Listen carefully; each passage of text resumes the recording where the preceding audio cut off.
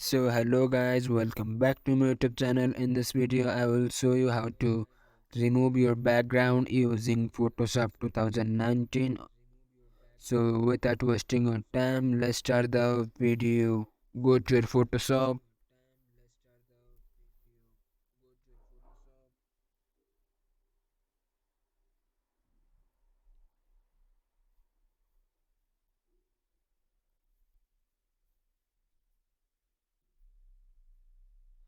click on create new, choose your size,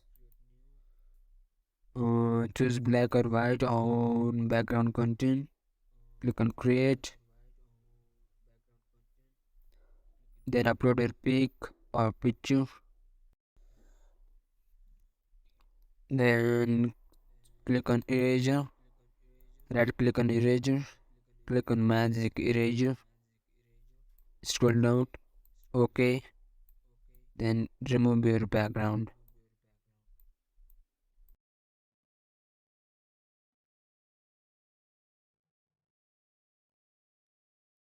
Like this you can remove your background using Photoshop.